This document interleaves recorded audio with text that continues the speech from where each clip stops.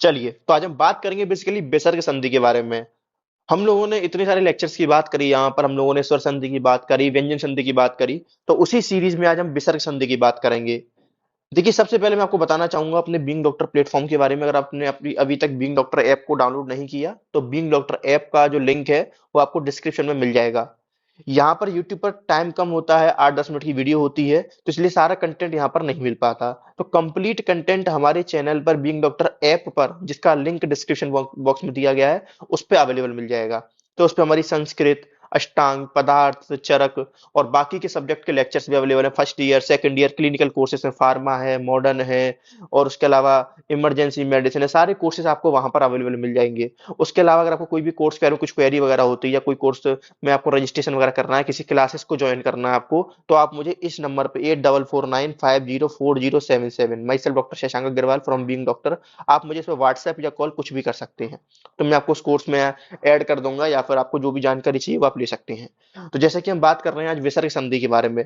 देखिए, विसर्ग, सबसे पहले विसर्ग संधि होती क्या है? तो दो शब्दों से मिलकर बना ये टर्म विसर्ग संधि। विसर्ग का मतलब क्या होता है? ये जो सिंबल होता है ना, इसको अपन विसर्ग बोल देते हैं। संधि का मतलब होता है जोड़ना। जैसे कि हम बात करते हैं, जब दो स्वर आपस में मिलते हैं तो उसको स्वर संधि बोल दिया करते हैं। स्वर, और इसी तरीके से जब जो व्यंजन आपस में मिलते हैं तो उसको व्यंजन संधि बोल देते हैं। ऐसे जब ये विसर्ग या ये चिन्ह या ये साइन जब प्रकट हो जाता है, तो वहां पर विसर्ग संधि का कार्य हो जाता है। तो वही कह रहे हैं कि विसर्ग के बाद स्वर या व्यंजन वर्णों के आने पर विसर्ग में जो परिवर्तन होता है, जो चेंज होता है, उसे विसर्ग संधि कहते हैं। ऑब्वियस सी बात है, अकेले दोनों विसर्ग मिलकर तो कोई चेंज करेंगे नहीं। विसर्ग किसी ना किसी वर्ण के बाद आएगा, किसी न किसी अल्फाबेट के बाद आएगा। वो अल्फाबेट हो सकता है स्वर हो, वो अल्फाबेट हो सकता है व्यंजन हो। बात को समझ रहे हो नहीं समझ रहे? जैसे मैंने कहा स्वर प्लस स्वर, ये कंडीशन भी हो सकती है। स्वर प्लस व्यंजन, ये कंडीशन भी हो सकती है। उसी तरीके से यहाँ पे बात करें, विसर्ग प्लस स्वर, ये कंडीशन भी हो सकती है। उसी तरीके से विसर्ग प्लस व्यंजन, ये कंडीशन भी हो सकती है। कोई भी कंडीशन हो सकती है। तो यहां पर विसर्ग के अंदर जो चेंज होंगे, उसी चेंजेस को हम विसर्ग संधि की चर्चा करते हैं। जैसे यहां पर एक एग्जांपल दिया गया है, मनः रथ। मना रथ, अभी मैं भी आगे आगे बताऊंगा हुआ क्या क्या नहीं हुआ। लेकिन सबसे पहले आप देख रहे हैं कि मना और रथा ये था। तो इस वाली विसर्ग में कोई चेंज नहीं हुआ, क्योंकि इसके बाद इसके ऊपर इफेक्ट डालने के लिए कोई स्वर नहीं था, कोई व्यंजन नहीं था। इफेक्ट का अंतर होता है। जैसे अभी मैं आपसे कहूं कि आप जैसे चल रहे हो अपने फर्स्ट ईयर को वैसे ही चलाते रहो, कोई कंसेप्ट क्लियर मत करो, कुछ मत पढ़ो, तो कैसा होगा? आपकी लाइफ ऐसी चलती रहेगी, रटते रटते हो सकता है पास भी हो जाओ। लेकिन आपको यही मतलब नहीं पता पड़ेगा कि हम पदार्थ विज्ञान पढ़ क्यों रहे हैं, पदार्थ का चरक में क्या रिलेशन आया है, यहाँ से पीजी में कैसे क्वेश्चंस बन सकते हैं, या यूजी में कैसे क्वेश्चंस बन रहे हैं। सब कुछ पैटर्न पूरा चेंज हो गया है। आप देखेंगे मार्केट में लिमिटेड बुक्स अवेलेबल है। इंटरनेट पे बात करें तो आजकल कंटेंट ही अवेलेबल नहीं है। और इस बार हमारी कोचिंग में लगभग मान के चलेंगे, पिछली साल हमने 600 to 700 स्टूडेंट पढ़ाए थे। पिछली साल बता रहा हूँ, इस साल नहीं, इस साल तो संख्या और बढ़ गई है। उसमें से हमारा रजिस्टर जो रिजल्ट रहा है वो एक तरीके से 99% रहा है। मोर देन 95% रिजल्ट हमारा इस साल रहा है, जिसमें हमारे बच्चे बहुत अच्छे अच्छे नंबरों से पास हुए हैं। काफी सारे बच्चे हमारे अपने कॉलेज में टॉप किए हैं, या टॉपर्स की लिस्ट में आए हैं। तो इस तरीके से जो चीजें हमने बताई हैं, वही चीजें यहाँ पर साबित हुई हैं। तो सारे जो क्वेश्चंस वगैरह होते हैं, उनका पैटर्न आपको पता होना चाहिए, क्योंकि सारी चीज चेंज हो गई है। पहले पेपर में ऑब्जेक्टिव ऑब्जेक्टिव क्वेश्चंस नहीं आया करते थे, अब ऑब्जेक्टिव क्वेश्चंस भी हमारे एग्जाम में देखने को मिल रहे हैं। तो यहाँ पर आप देखो, ये मना रथा, तो मना रथा मैंने आपको बताया कि ये पीछे जो विसर्ग है इसमें कोई भी चेंज नहीं हुआ। क्यों चेंज नहीं हुआ? क्योंकि इस पर इफेक्ट डालने के लिए इसके बाद स्वर या व्यंजन कुछ भी अवेलेबल नहीं है। लेकिन यहाँ पर आगे ये जो विसर्ग है, ये यहाँ पर हट गया और इसकी जगह आ गया ओ, जो कि एक स्वर है। अब आप कहेंगे सर यहाँ पर विसर्ग की जगह स्वर कैसे आ गया, ऐसा ड्रास्टिक चेंज कैसे हो गया? तो इस ड्रास्टिक चेंज को पढ़ने के लिए ही हम लोग विसर्ग संधि के सारे सूत्र की बात एक एक करके करेंगे। चलिए, अभी ये सिर्फ उन्होंने सिंपल लिख के बता दिया। ये सिंपल अभी हमने एक आउटलाइन देख लिया, इसका एग्जांपल देख लिया कि बेसिकली विसर्ग संधि के अंदर हम लोग क्या पढ़ने वाले हैं। तो विसर्ग संधि के अंदर हम इसी तरीके की चेंज पढ़ने वाले हैं, जहां पर आपको देखने को मिल रहे हैं।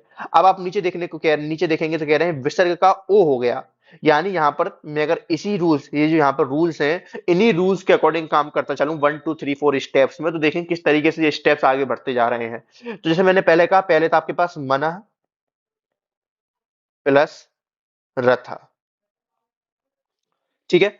अब ये जो आपका विसर्ग था, ये सबसे पहले किस में चला गया? ओ में चला गया। तो क्या हो जाएगा? मन, ओ, अभी मैं जोड़ नहीं रहा हूं, प्लस रथ अलग चल ही रहा है। सिंपली स्टेप देखिए, फिर ओ, फिर क्या हुआ, इसका क्या कहते हैं, अब फाइनली इसका रा कर दिया, ये सब बताऊंगा डिटेल में। तो मन, रा प्लस रथ। ठीक है, चलिए सर यहां तक भी समझ में आ गया। अब विसर्ग को कभी कभी सा सा सा में भी परिवर्तित किया जाता है, कभी कभी विसर्ग को सा सा सा में भी परिवर्तित किया जाता है। ठीक है, तो हो सकता है कई कई बार ये कंडीशन है डिफरेंट डिफरेंट। तो मैंने कहा अगर नंबर वाइज करना चाहें तो नंबर वाइज कर लीजिए, नहीं तो ये तो स्टेप्स में भी ले सकते हैं आगे जाकर के, वो सूत्र जब बताएंगे। पहला स्टेप ये, दूसरे स्टेप में या दूसरी कंडीशन ये बन सकती है, तीसरी कंडीशन हो सकता है कि मन विसर्ग की जगह सा सा कुछ भी आ जाए प्लस रथ, ये सारी चीजें। और लास्ट में हो सकता है विसर्ग ही गायब हो जाए। तो अब पहली संधि आती है रुत्व संधि, जिसको हम नेक्स्ट लेक्चर से स्टार्ट करेंगे। तो आज के लेक्चर में बेसिकली हमने देखा कि विसर्ग संधि का मतलब क्या है। तो विसर्ग संधि मतलब जब विसर्ग आ जाता है स्वर या व्यंजन के साथ तब जाकर के चेंज होता है। सबसे इंपॉर्टेंट बात आज की बात की, आप देख रहे हो जो पीछे वाला विसर्ग है उसमें कोई भी चेंज नहीं आ रहा, क्यों? क्योंकि उसके बाद उसके ऊपर इफेक्ट डालने के लिए कोई भी स्वर या व्यंजन प्रेजेंट नहीं है। लेकिन वही विसर्ग अगर बीच में आ रहा है तो उसके अंदर चेंज हो जा रहा है, क्योंकि उसके ऊपर इफेक्ट डालने के लिए स्वर या व्यंजन प्रेजेंट होता है। ठीक है, बाकी डिफरेंट डिफरेंट कंडीशंस मैंने यहाँ पर ये बताई। और यहाँ पर हम लिमिटेड कंटेंट पढ़ेंगे यूट्यूब पर, और हो सकता है लेक्चर्स के अंदर कंटिन्यूटी भी ना बन पाए यहाँ पर, क्योंकि एक्चुअली में क्या रहता है कि क्लासेस का लोड बहुत है मेरे ऊपर और हमारी पूरी बिंग डॉक्टर के ऊपर, क्योंकि स्टूडेंट्स इस साल बहुत बढ़ गए हैं। आप लोगों ने इतना सपोर्ट किया है कि स्टूडेंट बढ़ गए हैं। अगर आपको भी कुछ क्वेरी वगैरह हुआ करे तो आप मुझे इस नंबर बेझिझक व्हाट्सएप कर लिया करिए। ठीक है, चलिए आज के लिए इतना ही, बाकी मिलते हैं नेक्स्ट लेक्चर में। तब तक इतना आप रिवाइज करके आएंगे, और नेक्स्ट लेक्चर में हम लोग संधि नंबर 1 से रुत्व संधि से स्टार्ट करेंगे। Take care.